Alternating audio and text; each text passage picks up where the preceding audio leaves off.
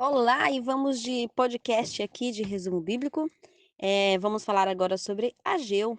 Ageu é o segundo livro mais curto do Antigo Testamento, perdendo apenas para Obadias. Ageu significa festivo, o que leva a crer que este nasceu em um dia de festa. Devido à sua curta profecia, não há muitas informações a respeito da sua procedência ou mesmo a tribo de origem. No entanto, o profeta Ageu aparece no livro de Esdras, ó que legal, hein? Em conjunto com o profeta Zacarias. Gente, amo o livro de Esdras. O livro de Esdras abre essa janela, né? Ele faz a gente olhar para mais esses dois livros. Então, Ageu e Zacarias estavam ali presente com Esdras quando eles retornam para Judá, depois de estarem por 70 anos no cativeiro babilônico, né? É possível que Ageu tenha conhecido o Templo de Salomão quando ainda estava em atividade, antes da invasão da Babilônia, e provavelmente estaria com 70 anos quando escreveu a sua profecia. Gente, olha só. Se você ler o livro de Esdras, você vai ver que tem ali um episódio em que os gritos de alegria e os choros de lamento se confundem, de forma que quem estava de fora não conseguia entender. Esse povo tá feliz ou esse povo tá triste? O que está acontecendo ali? Ali existia um encontro de gerações, né? A geração de Judá, que viveu as glórias do templo, e a geração da Babilônia, que não conheceu Judá em sua glória. E agora Deus estava trazendo de volta esse povo para a reconstrução. E o nosso profeta agora, né, o profeta Ageu, é o profeta daquela geração antiga que conheceu Israel nos seus tempos em que o templo funcionava, existia rei em Israel, ele conheceu essa vida, né? Então agora ele está sendo trazido para a reconstrução. Imagina a emoção dessa pessoa de chegar numa cidade totalmente devastada, um templo destruído, a glória de Jerusalém se foi. E Ageu faz parte dessa turma, né, que chorava diante da devastação de Israel, mas que também compartilhava da alegria da reconstrução. Então, a data da sua profecia ocorre no segundo ano do reinado do rei Dário, o rei persa. O rei Dário, né, que desbancou, então, o reino da Babilônia. E o rei Dário é aquele cara que fez com que o povo voltasse para a reconstrução. Ele era um rei persa e bem provavelmente que Ageu tenha acompanhado a Zorobabel na primeira leva de retorno a Jerusalém. Zorobabel, que era um dos príncipes de Judá, né? Zorobabel ele volta para a reconstrução de Jerusalém. Na ocasião, Ciro da Pérsia publicou um edito que permitia que o retorno do povo, sob a liderança religiosa do sumo sacerdote Josué, em 538 a.C. e em 536, aos 50.000 judeus que voltaram e começaram a reconstrução do templo. Porém, a obra foi abandonada devido à perseguição, né?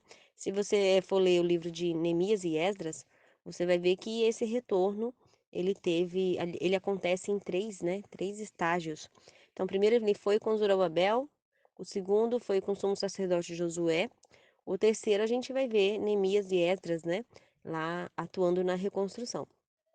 Então, o povo de Deus era muito perseguido e eles foram perseguidos pelas nações vizinhas, né? Existia indiferença até mesmo do seu próprio povo. Existia indiferença do povo que vivia em redor de Judá.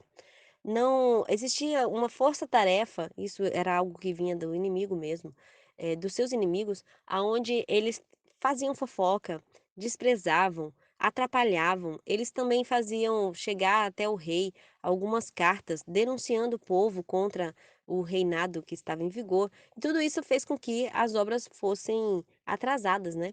16 anos mais tarde, os profetas Ageu e Zacarias foram chamados por Deus para encorajar o povo. Agora veja a situação. Zorobabel vai lá na frente, né, lá em 538, começa a construção e empaca a construção, a reconstrução por causa de muitas perseguições. Em 536, já tem ali mais de 50.000 judeus reconstruindo, mas ainda se deparam com essas coisas, né, com essas perseguições. E eles param mais uma vez. 16 anos depois, os profetas Ageu e Zacarias foram chamados por Deus para encorajar o povo a reconstruir o templo e voltar às práticas do primeiro amor. Então, aquele povo que estava voltando, apesar da alegria, né, de reconstruir, eles experimentaram muitos entraves, muitas pessoas que estavam impedindo que essa reconstrução acontecesse. Então, Ageu, ele vai funcionar junto com Zacarias como aquele cara motivador, sabe? Aquela pessoa que vai dizer: olha, não prestem atenção nos inimigos, olhem para Deus. Então, ele está ali instituindo no povo de Israel um sentimento de alegria, um sentimento de perseverança, de fé, de força, né, para que eles continuem a reconstrução que estavam fazendo, em especial a reconstrução do templo. Ele também incentiva o povo a voltar às práticas do primeiro amor. O seu trabalho resultou na conclusão das obras do templo em cerca de 4 anos, né? 4 anos depois, o templo já estava considerado pronto para receber as adorações feitas ao Senhor. Para Ageu, a construção do templo significava muito mais que uma questão de reparar danos feitos ao patrimônio de Israel, mas estava ligado ao retorno da presença do Senhor. Ageu usa a situação histórica como um ponto de partida para celebrar a glória suprema do templo messiânico definitivo que estava por vir. Então, era um profeta que, sim, amava o patrimônio de Israel. Era um cidadão de Judá que estava retornando. Mas ele também era um profeta de Deus que apontava para o futuro. As profecias de Ageu não estavam baseadas somente na Judá atual dos seus dias. Mas Ageu ele também falava da construção do templo, falando de um templo que seria construído definitivamente por um sumo sacerdote que seria definitivo. Ele aponta para Cristo. É um livro pequeno, cativante, gostoso de ler, e eu incentivo você, faça da leitura diária a sua rotina, né? Se você gostou desse podcast, eu gostaria muito que você permanecesse com a gente nesse canal, conhecesse os nossos outros vídeos, as nossas playlists e permanecesse conosco, tá bom? Vem fazer parte dessa grande família.